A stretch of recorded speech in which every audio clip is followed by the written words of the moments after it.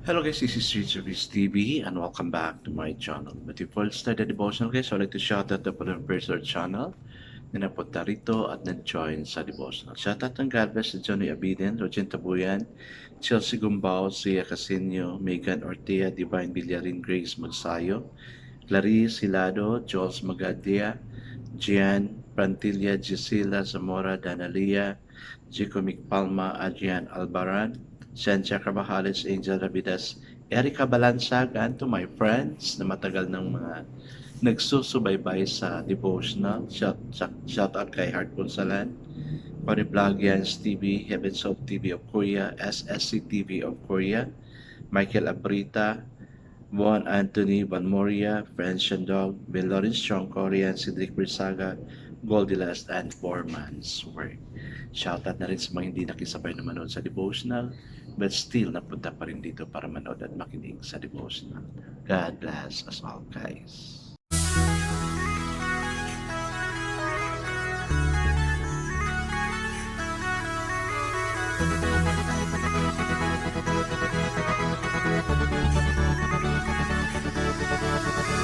Rich TV, where you heard it, number one is on the top. Good advice is they'll never stop. Rich TV, where you heard it, number one is on the top. Good advice is they'll never stop. Hello guys, good evening again. Malapit na yung pinakaasam-asam ng marami na Valentine's Day. Pero actually hindi nakikita sa Bible yung Valentine's Day. Okay. Guys, reminder ko lang pala, no, kasi ni-record tayo binibila pala ni Meta, ni Lolo yung like natin. Kaya, please don't forget to hit like and subscribe sa mga hindi pa nakasubscribe. I guess as I proceed to devotion, let's open the Bible to Proverbs chapter 12, verses 15 to 28. And still guys, I'm using the devotion sa Bible because the word is used is so simplified na maintindihan talaga natin. Okay, the word of the Lord in Proverbs chapter 12 verses 15 to 28. Kukunti lang to, no? It says, the way of a fool seems right to him, but a wise man listens to advice. A fool shows his annoyance at once, but a prudent man overlook an insult. A truthful witness gives honest testimony, but a false witness tells lies. Reckless words pierce like a sword, but the tongue of the wise brings healing. Truthful lips endures forever, but a lying tongue lasts only a moment. There is deceit in the hearts of those who plot evil, but joy for those who promote peace. No harm befalls the righteous, but the wicked have their fill of trouble. The Lord detests lying lips, but the delight in men who are truthful.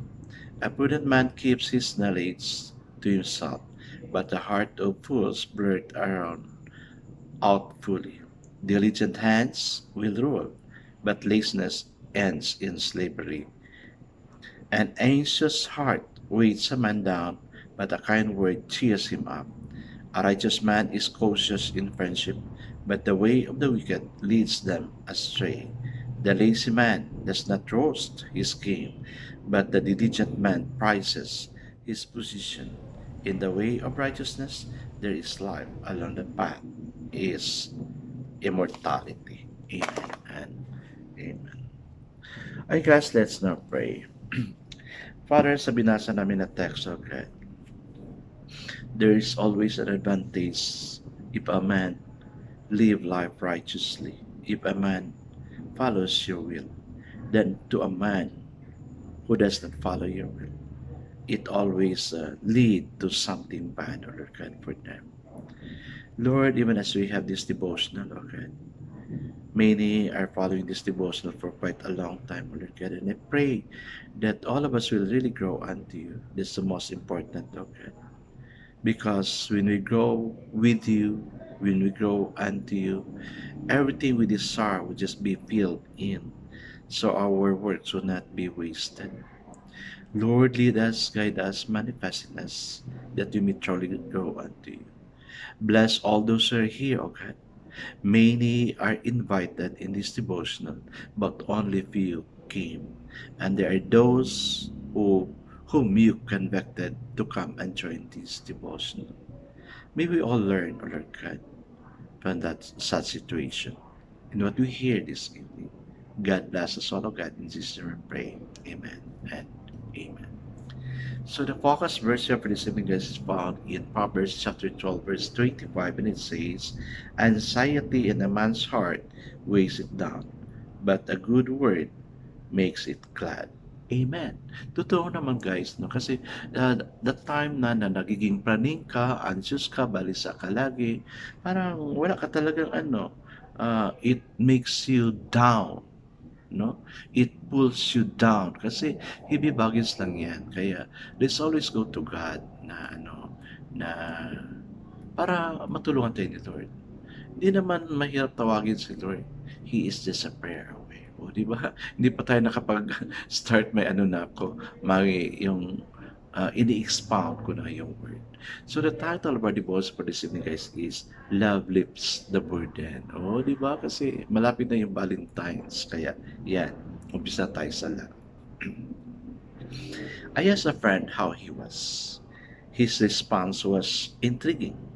Well, I'd be all right if it were not for the boulders in my shoe.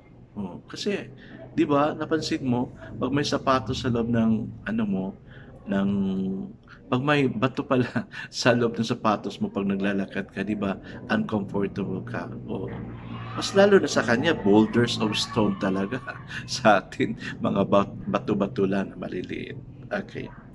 What do you mean by that? I asked laughingly. Well, he said, with a sigh, I've got some worries that seem big, but when I look at them, they are not really anything. Nakakatawa nga pala, no? They are like little pebbles in my shoes that feel like boulders until I take off my shoe, shake them out, and feel amazed that such a little thing could feel so big. O, di ba? Ganyan naman talaga yung ginagawa natin, no? We will take off our feet from the shoes and then shake it para mawala yung mga boulders. So, ganun din yung gagawin natin sa buhay natin, no? Okay. Do you have any pebbles in your shoes? Yes, probably, no? Ako meron, no? And this is still a struggle for me. Lord, I've been praying for this for so long. So, ayun, no? Pebbles lang siya. Pebbles lang siya. Not a boulder, not a stone, but pebbles lang siya because I have a big God to help me out of it. O, di ba? Ayan. Sino ba namang wala? Lahat tayo talaga meron. They feel like big problems until we examine them. They are the cause of a common human disability, burdens. Burdens are a low-grade worry, like a low-grade fever. They're not enough to put us on our back, but they drain our energies and resiliency. A burden may be a person, an unresolved relationship, and an impossible task for which we have inadequate resources. What has the power to do that to you? Oh, diba? What disappointments with life? Oh, kasi yung iba meron talaga disappointments in life, no? People or yourself is crossing out your peace of mind. God has a good word for us. I will come under the burden with you and leave it today. Trust me. O, di ba? Yun na pala yung word ni Lord. Trust Him. Kasi minsan, we trust ourselves more than God. Akala mo kung sino ka na. Akala mo kung sino na tayo na makakaya natin yung lahat-lahat na gusto natin. Hindi natin kaya yan, guys.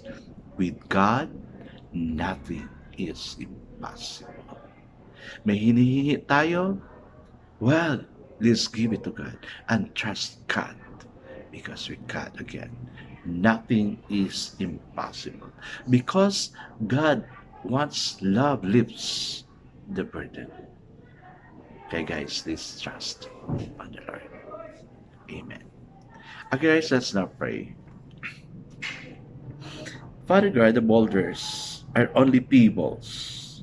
Help us shake them up so it will not disturb us. Amen and amen. Guys, i-shake mo yan with the help of God para yung pebbles sa buhay natin mawala. God is so big. Yung pebbles, maliit lang yan. God bless us all guys because I know it surely bless us 10 times better. This again, Rich TV. Kita-kita tayo muli at sa muli. Paalam!